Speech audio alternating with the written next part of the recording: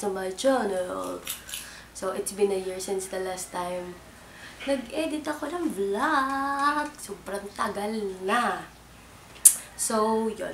Ang topic ng video for today is about my weight loss. About my weight loss journey. Because it's been 6 months since I started my diet. And marami na din nagtatanong sa akin kung ano daw yung ginawa ko para daw mabawasan ng konti. So, sabi ko sa kanila, magagawa lang ako ng video kapag may napansin ako sa sarili ko mismo. So, yun. Luckily, meron na nga ako napansin and it's new year, so gusto ko magkaroon ng bagong video sa channel ko. So, yun. Ano nga bang ginawa ko para magka-weight loss?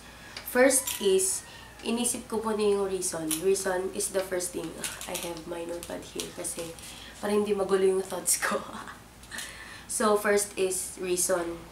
Bakit ko nga ba ito ginagawa? Siyempre, first reason is for health. Siyempre, gusto natin mabuhay ng matagal. And second, gusto ko gumaan yung feeling ko. Kasi, feeling ko anytime soon, matutumba ako eh. Ganyan. Tapos, third is, gusto ko makapagsuot ng trendy na damit. I mean, like dress. Yung hindi siya pumuputok-putok sa katawan mo pag sinusuot mo. Yun. Dress. Yun talagang priority ko, char. Next thing thing na ginawa ko is, sinulat ko lahat ng goals ko. Sinulat ko yung goal weight ko, kung kailan ko siya dapat ma-achieve. Sinulat ko siya. Kailangan may goals tayo para alam natin yung mga gagawin natin. Tapos, next is motivation. Naghanap ako ng motivation ko, or I'm lucky enough kasi may mga tao talaga na nasa paligid ko na yun, minamotivate nila ako talaga to lose weight.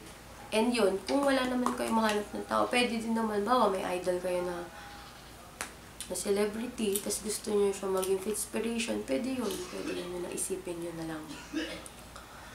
Tapos yun, yung kailangan mo ng motivation, tsaka ng dasal, para magawa mo lahat ng yun. So, ako, nasa 162nd day na ako ng diet ko. 62nd day, yes, 162nd day. Nagsimula ako, yung weight ko is 108 kilograms. Tapos, after 62 days, na siya, 85 kilograms, girl.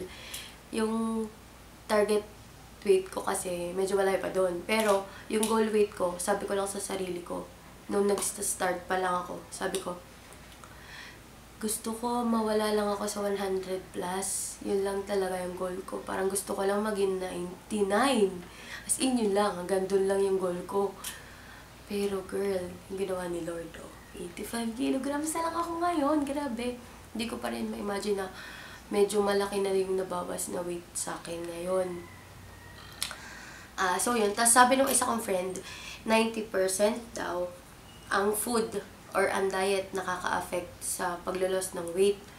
And 10% lang yung exercise. So, dun ako talaga nag-focus sa 90% dun sa diet. As in, nag-less rice ako. Hindi ako kumakain ng meat. Kahit anong meat, parang naging medyo semi-vegetarian na din ako eh. Yung kinakain ko lang na from animal is eggs. Yan, eggs lang. Boiled eggs. Tapos, nag-stop na din ako sa pagkain ng mga junk foods, ng mga fried foods, ng mga sweets. Tapos hindi na din ako umiinom ng coffee, milk tea, soft drinks, yung as in. Totally. Hindi ko na sila iniinom. I can live without it naman pala eh. Akala ko hindi ko kaya. So, next is, nag-exercise po ako. Yes po, nag-exercise po ako para hindi lumawlaw yung taba na galing dito. Lalo na yung galing dito sa arm kasi diba lumalawlaw siya. So, yun. Nag-exercise po ako. Kaso, dito lang yun sa bahay. Parang may sinusunod lang ako na routine sa YouTube. Nag-exercise po ako. Bale, yung aking routine sa exercise ay 30 minutes lang every day. 30 minutes every day kasi may nabasa ako sa internet na article na we should at least be that productive or gumalaw na within 30 minutes para mabalance pa din yung energy sa katawan natin. Kahit na palagi lang tayo kumakain. Yun. Exercise. Nag-exercise po talaga ako. Tapos, kapag may free time ako sa hapon, tumatakbo po ako sa park for at least 1 hour. Takbo, tas lakad. Ganun yun. Or, yun lang po ginagawa ko. Tapos, diet talaga yung pinakamahalagang parte ng weight. Just continue here. Naglobat kasi yung camera ko, yung SLR naglobat. So, I switched from my Digicam. Yun. Umiinom din po ako ng apple cider every pagkagising and bago matulog. Hindi ko kasi kaya inumin siya na by every meal kasi isang beses lang ako kumakain eh. As in, yung full meal ko, isang beses lang. So, yun, hindi ko siya kaya inumin. Hindi ako umiinom sa tanghali. And yun, it really helps. It's effective. I swear, effective siya. As in, you will feel that you are full, na full ka all throughout the day, na kahit water lang yung inumin mo kung nagugutom ka. Ganon. Ganon yung, ano niya, yung effect niya. Tapos, ano siya, masama yung lasa. Super sama ng lasa niya kung hindi ka talaga sanay sa mga ganun drinks. Pero sabi nung isa kong friend, dapat daw lagyan siya ng honey para daw medyo may ma-feel ka na tamis. Pero ako kasi tubig lang talaga yung nilalagay ko. As in, tapos gumagamit ako ng metal straw. Kasi may effect sa ngipin natin yung apple cider na basa ko. So, yun yung ginagawa ko is, inom ko na siya as in bottomless. Naka-straw. Tapos, after nun, mag-toothbrush na ako. Para, medyo mabaho din kasi yun eh. So, yun. Yun yung ginagawa ko. Ano po ang ginagawa ko? Umiinom ako ng apple cider pagkagising. Tapos, nag-workout po ako sa morning. As after ko mag-workout, kumakain po ako sa tanghali. Tapos, after ko kumain, yun.